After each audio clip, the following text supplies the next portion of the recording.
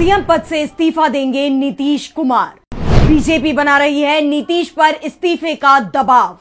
बिहार में फिर पलटेगी बाजी, लालू हुए सक्रिय। पटना में महागठबंधन की सक्रियता बढ़ी, दिल्ली तक हलचल।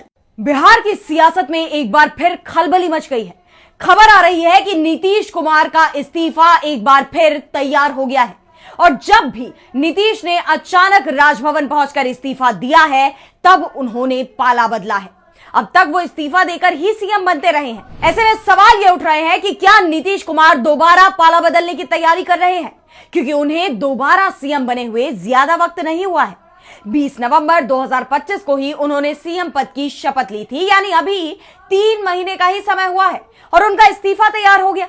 इस बीच खबर यह भी आ रही है कि पटना में आरजेडी के अंदर भी हलचल मची हुई है, वहीं बीजेपी भी सक्रिय दिख रही है। अब सवाल ये उठ रहे हैं कि क्या बिहार में फिर बड़ा खेल होने वाला है, और आज हम अपनी स्पेशल रिपोर्ट में इसी को लेकर करेंगे चर्चा। नमस्कार, मैं आराधना। तो शुरू करते हैं हमारी एक खास रिपोर्ट और बात करते हैं इस सवाल पर कि क्या बिहार में कोई बड़ा उलटफेर होने वाला है।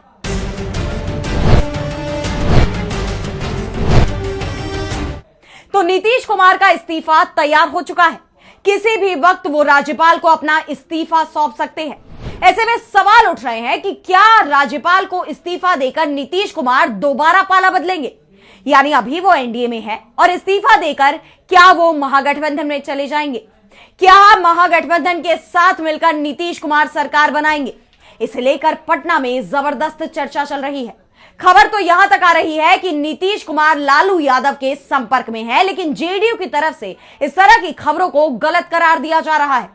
जेडीयू की तरफ से कहा जा रहा है कि नीतीश कुमार कहीं नहीं जा रहे, जेडीयू एनडीए में है और एनडीए में ही रहेगा। लेकिन नीतीश कुमार क्या इस्तीफा देने वाले हैं, इसे लेकर जेडीयू नेताओं ने चुप्पी साध ली।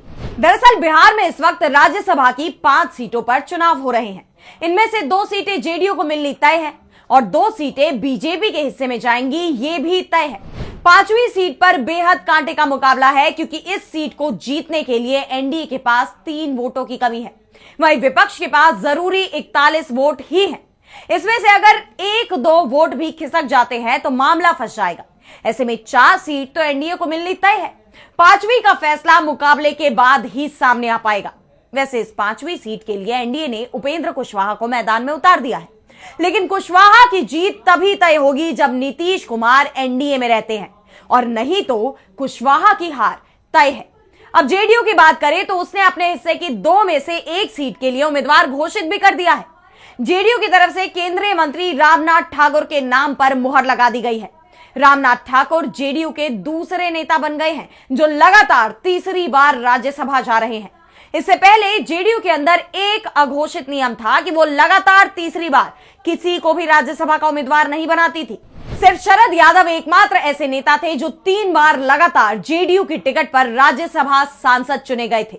अब अगर इस बार के चुनाव की बात करें तो जेडीयू ने 1 सीट के लिए अपना उम्मीदवार घोषित कर दिया है, जबकि दूसरी सीट पर अभी उम्मीदवारों की घोषणा रोक ली गई है। और इसी के साथ खबर यह सामने आ रही है कि दूसरी सीट पर खुद नीतीश कुमार राज्यसभा जा सकते हैं। उनके नाम का कभी भी ऐलान हो सकता है, यानी सीएम पद छोड़ने के बाद नीतीश कुमार अब बिहार की सियासत नहीं करेंगे, बल्कि वो देश की सियासत करेंगे, वो केंद्र की सियासत करेंगे। नीतीश दिल्ली आएंगे। इसके साथ ही ये खबर भी सामने आ रही है कि निशांत कुमार भी जेडीयू की सदस्यता ले रहे हैं। निशांत नीतीश कुमार के बेटे हैं, लेकिन वो पार्टी के किसी भी कार्यक्रम में अभी दिखाई नहीं देते। लेकिन अब जिस तरह से ये खबर आ रही है कि निशांत की सियासत में एंट्री हो रही है, और यह भी माना जा रहा है कि नीतीश कुमार अगर राज्यसभा जाएंगे तो वो विधान परिषद की सीट से इस्तीफा देंगे और इसी सीट से निशांत विधान परिषद पहुंचेंगे। अब सवाल ये उठ रहे हैं कि नीतीश अगर दिल्ली जाते हैं तो उन्हें सीएम पद छोड़ना पड़ेगा। निशांत की सियासत में एंट्री भी हो जाएगी, लेकिन उन्हें पद कौन सा मिलेगा। जेडीयू नेताओं की माने तो नीतीश एनडीए में ही रहेंगे, और वो सीएम पद छोड़ते हैं तो नीतीश अपने परिवार को छोड़कर किसी और को अपनी पार्टी में तो सीएम पद देंगे नहीं, और निशांत को बीजेपी मंजूर नहीं करेगी, ये भी तय है। ऐसे में अब दावे ये किए जा रहे हैं कि बिहार में सीएम पद के बदले बीजेपी ने जेडीयू को केंद्र में एक कैबिनेट मंत्री का पद ऑफर किया है, और इसके साथ ही रेलवे मंत्रालय भी बीजेपी जेडीयू को देने को तैयार हो गई है।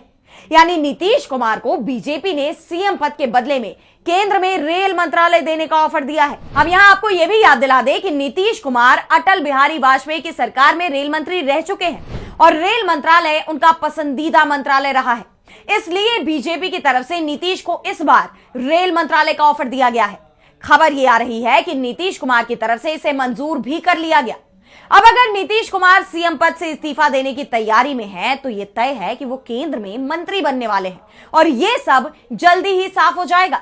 जेडीयू की तरफ से जो एक सीट रोकी गई है उस पर नीतीश कुमार दिल्ली जाते हैं, ये तो तभी साफ हो जाएगा जिस दिन केंद्रीय कैबिनेट का विस्तार होगा। उसी दिन पटना में नीतीश कुमार सीएम पद से इस्तीफा देंगे, यह तय माना जा रहा है। यानी नीतीश कुमार अगर राज्यसभा जाते हैं तो इसका मतलब यह नहीं होगा कि वो तत्काल सीएम पद से इस्तीफा दे देंगे, बल्कि संकेत सिर्फ इतना होगा कि वो अब 6 महीने से ज्यादा सीएम नहीं रहेंगे। जब मोदी सरकार अपनी कैबिनेट का विस्तार करेगी तभी नीतीश का इस्तीफा होगा, और वो भी उस परिस्थिति में जब नीतीश कुमार एनडीए में ही रहने का फैसला करते हैं। और अगर नीतीश पलटी मार जाते हैं तो फिर वो कभी भी इस्तीफा दे सकते हैं, क्योंकि तब पूरी कहानी ही बदल जाएगी। फिलहाल नीतीश के इस्तीफे को लेकर बीजेपी और जेडीयू दोनों की ही तरफ से चुप्पी साध ली गई है। कोई भी नीतीश के इस्तीफे को लेकर खुलकर बात नहीं कर रहा है, लेकिन यह तय हो गया है कि नीतीश कुमार अब बीजेपी को सीएम पद देने को तैयार हो गए हैं।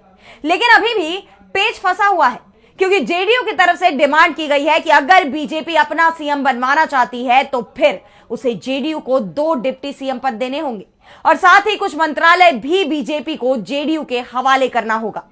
अगर जेडीयू के 2 डिप्टी सीएम होते हैं तो उसमें से एक डिप्टी सीएम निशांत कुमार होंगे, ये तो तय माना जा रहा है, जबकि दूसरे डिप्टी सीएम पद को लेकर किसी मुस्लिम विधायक के नाम पर भी मुहर लगाई जा सकती है।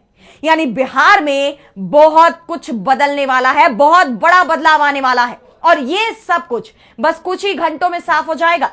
अगर नीतीश कुमार राज्यसभा जा रहे हैं तो अगले 2-3 महीनों में बहुत बड़ा बदलाव देखने को। वैसे कहा यह भी जा रहा है कि 9 मार्च से पहले मोदी सरकार केंद्रीय कैबिनेट में फेरबदल कर सकती है। 9 मार्च से संसद के बजट सत्र का दूसरा हिस्सा शुरू होगा और उससे पहले ही संभवतः 7 या 8 मार्च को चुनाव आयोग की तरफ से पश्चिम बंगाल समेत 5 राज्यों के विधानसभा चुनाव का ऐलान भी हो सकता है। ऐसे में आने वाले समय में बहुत कुछ बदलने वाला है। वैसे एक चुनाव और तय होता दिखाई दे रहा है। जेडीयू के सांसद और राज्यसभा के उपसभापति हरिवंश नारायण सिंह का कार्यकाल भी खत्म हो रहा है। उनकी सीट पर भी चुनाव कराया जा रहा है और यह तय हो गया है कि जेडीयू हरिवंश को दोबारा राज्यसभा नहीं भेज रही। ऐसे में जैसे ही हरिवंश सिंह का कार्यकाल खत्म होगा, उपसभापति का उनका कार्यकाल भी खत्म हो जाएगा और फिर राज्यसभा में नए उपसभापति का चुनाव कराया जाएगा। ऐसे में सवाल ये उठ रहे हैं कि क्या ये पद भी बीजेपी बाद में जेडीयू को दे देगी या इस पर भी कब्जा जमा लेगी। फिलहाल बिहार से लेकर केंद्र की सियासत में क्या कुछ होता है, इस सब पर हमारी नजर रहेगी। लेकिन आज स्पेशल रिपोर्ट में इतना ही। देश दुनिया की तमाम बड़ी खबरों के लिए आप देखते रहिए डीबी लाइव और मुझे दीजिए इजाजत। नमस्कार।